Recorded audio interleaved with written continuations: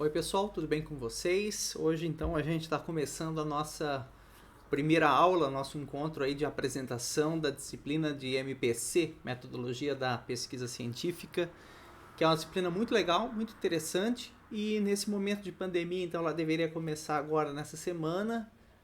E aí eu vou contar para vocês então um pouco de como que estão as coisas, qual é a proposta da disciplina e um pouco de como que ela vai tentar caminhar nesse período aí excepcional, tá? Então, nossa disciplina de metodologia, basicamente, gente, ela é uma disciplina que faz parte aí da preparação para o TCC, tá? Então, a grande proposta dela é mostrar para vocês um pouco de como que se faz ciência, o que que é ciência, e no caso da licenciatura, a gente trabalha com um pouco da metodologia das pesquisas quantitativas, ou seja, que trabalham com laboratório, com medidas, com gráficos, com barra de erro, com desvio padrão, essas coisas todas. Então, um pouco disso. E depois a gente vai trabalhar também com uma parte de pesquisa qualitativa, que é uma pesquisa humana, o que é importante para a licenciatura também. Então, quando a gente faz uma pesquisa relacionada à parte qualitativa, ciência humana, como que eu faço uma observação em campo? Como é que eu escolho fazer essa observação? Que tipos de entrevista eu posso ter, estruturada, semi-estruturada, aberta, fechada, uma etnografia? Então, existem várias metodologias relacionadas à pesquisa em ensino, pesquisa qualitativa, que a gente vai trabalhar aqui também, análise de dado, análise do discurso, análise de conteúdo. Tudo isso aí a gente vai ver no devido momento. Então ela é a base para vocês construírem aí o TCC de vocês, mas mais do que isso, ela é a base para que se vocês quiserem fazer pesquisa na vida de vocês, seja pesquisa em química ou seja pesquisa na área de educação, vocês possam fazer, porque a gente vai ver que a ciência, na verdade, ela é feita e praticada, inclusive por professores. Vocês em sala de aula podem aplicar pesquisas, né, com seus alunos, pesquisas em ensino, ensino de química e ensino de ciências e assim vai. Então, fazer ciência, aprender a ciência quantitativa, qualitativa, aprender a fazer uma revisão bibliográfica do TCC, fazer uma metodologia, a estrutura do TCC, o que tem que ter lá. Então, é uma disciplina bastante completa nesse sentido. Tá? Então, o que é ciência? Por que ela é tão confiável? Então, aqui eu coloquei algumas perguntas que eu gostaria que vocês mantivessem em mente ao longo das nossas discussões nessa disciplina, mesmo que sejam aí discussões virtuais. Tá? Então, o que é ciência? Por que ela é tão confiável? De que maneira ela se diferencia das outras formas de conhecimento, do senso comum, da mitologia, das artes? O que a ciência tem de diferente? E por que a gente confia tanto na ciência, né? Agora mesmo, em momento de pandemia, está todo mundo esperando dela a solução da crise. Por que isso? Então, o que a ciência tem de diferente em relação a isso, né? Como se faz um trabalho científico? Então, como que eu faço um TCC? Como que eu faço um artigo? Como que eu faço um projeto de pesquisa? Tudo isso aí a gente vai aprender na disciplina. Como que eu faço revisão bibliográfica, né? Revisão de bibliografia ou o famoso referencial teórico? Tem muita gente que vai fazer o TCC, vai fazer um mestrado, doutorado, arranca os cabelos porque não sabe fazer revisão de literatura, não sabe fazer revisão bibliográfica, né? Não sabe onde buscar, quais as dicas, como que a gente pode manter um registro dessas leituras para facilitar depois na hora da gente escrever os nossos capítulos aí de referencial teórico. Então, e eu busco onde, né? Onde que eu faço? Busco no Google, é só botar no Google e deu. Então, quer dizer, existem mais coisas aí no meio do caminho que a gente vai aprender, eu vou passar as dicas para vocês. O que é uma revista científica? Então, quando um artigo científico é publicado, quando um cientista publica o seu trabalho, onde que ele publica? É na Caras, na Contigo, no jornal do local? Não, existem revistas científicas, então a gente vai ver como que é o trâmite. Vocês vão poder publicar no futuro os TCCs de vocês, vocês vão poder publicar se vocês forem para a sala de aula depois e forem fazer pesquisa aplicada, pesquisa em ensino de química, vocês vão poder submeter essas pesquisas. Então é um pouco isso, é preparar vocês para fazer ciência não só no TCC, mas depois na vida profissional também, mestrado, doutorado e assim vai. Então, qual é a formatação correta de colocar uma figura, de colocar uma equação, de colocar uma tabela, um quadro? Tudo isso aí, a estrutura do TCC a gente vai ver também. Quando eu faço uma medida, um cálculo, vou fazer uma pesquisa quantitativa, um TCC no laboratório, quantas casas decimais eu devo usar quando eu faço uma leitura de um instrumento? Depois, se eu pego esse dado medido, faço um cálculo, quantas casas decimais esse cálculo tem que ser apresentado? Qual que é a barra de erro da sua medida? Então, tem várias coisas aí relacionadas A parte quantitativa, tratamento estatístico, né? Desvio padrão, erro aleatório, formação de gráfico, forma correta de apresentar gráfico, tudo isso aí a gente também vai discutir aqui, tá? Como que eu adquiro dados para as pesquisas qualitativas, então na educação, entrevistas, observações, tudo isso aí, já comentei, a gente vai ver aqui também. E quem paga, né? Se eu quero fazer ciência, por exemplo, eu sou professor, vocês depois vão ser professores, querem fazer ciência, querem desenvolver um trabalho científico na área de educação, vocês podem submeter um projeto de pesquisa. E aí submete para quem? Né? Quem que paga por esse trabalho? É possível você ganhar financiamento?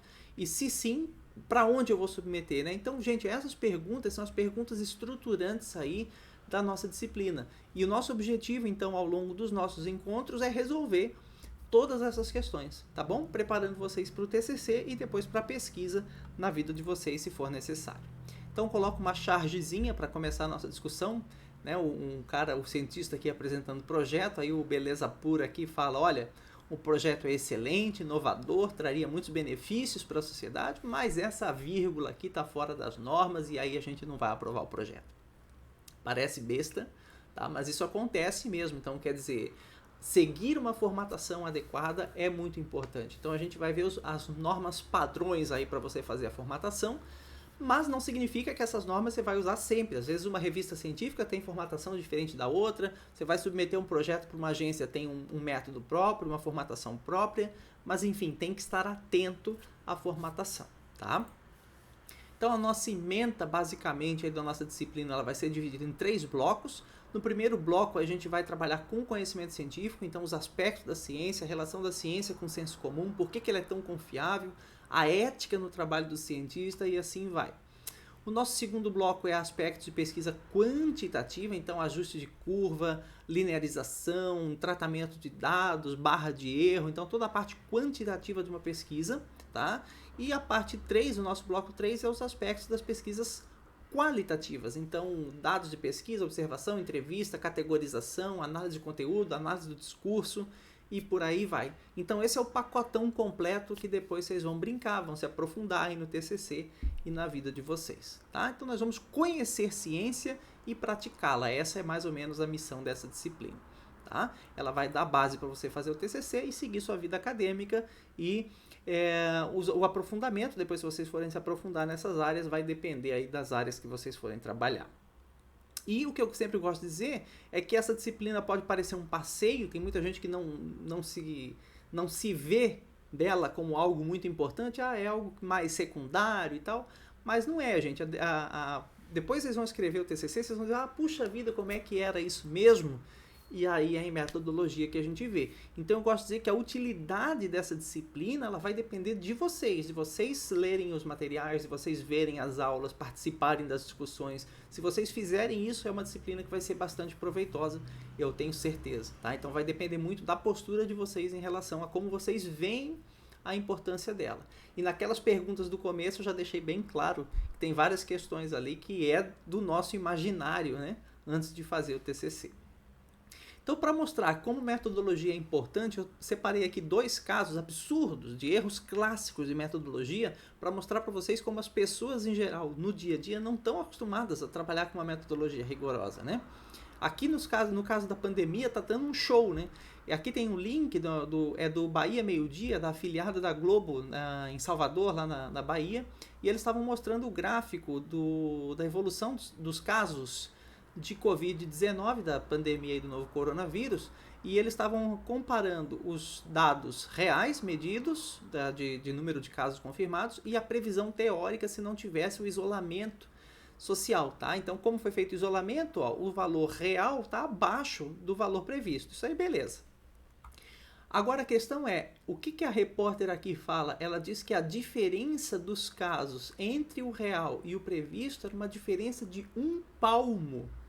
Olha o tipo da argumentação, tá? Então é um gráfico que não tem rigor metodológico nenhum, falta um eixo Y aqui e a diferença tem que ser uma diferença matemática. Ela diz que a diferença era 1 palmo. Se você duvida, você assiste o vídeo aí, você vai ver, a diferença aqui dos casos é de 1 palmo. Olha o absurdo de erro clássico de metodologia, tá? E esse outro gráfico é um gráfico aqui do SBT de Santa Catarina, que eu peguei essa semana, que também mostra a evolução dos casos e a gente vê que não tem rigor metodológico nenhum de quantitativo aqui, né? Veja, por exemplo, ele passa aqui, ó, tem o quadriculado, a escala aqui do gráfico, depois a gente vai discutir isso melhor, né? Mas para vocês verem os absurdos que a gente encontra. Em época de eleição nem se fala, um monte de gráfico de eleição está errado, tá? Matematicamente falando, mas enfim, vamos lá. Por exemplo, ó, marca aqui dois casos, depois 247. Então, uma escala aqui de duas divisões de escala tem cerca de 200 de intervalo. Então, daria mais ou menos 100 por divisão no eixo Y. Tá? Agora, pega lá no final do gráfico. Ó. Aqui é 3.500, depois 4.300. Nas mesmas duas divisões verticais. Como assim? O valor de cada divisão era 100 e pouco, agora já é 500 e pouco? Que absurdo! Né? Então não tem rigor nenhum, isso aqui deveria ser um comportamento exponencial, tá? Um comportamento linear. Totalmente errado esse gráfico. Aqui no eixo X também a escala está variável, ó, de 12 até 1º de abril, aqui dá mais ou menos 20 dias, depois mais ou menos o mesmo intervalo corresponde a 3 dias. Tá? Não tão assim, gente, as pessoas realmente não estão preparadas. Tá? E isso aqui num TCC de vocês, isso aqui num artigo de vocês, é isso que eu estou querendo chamar a atenção.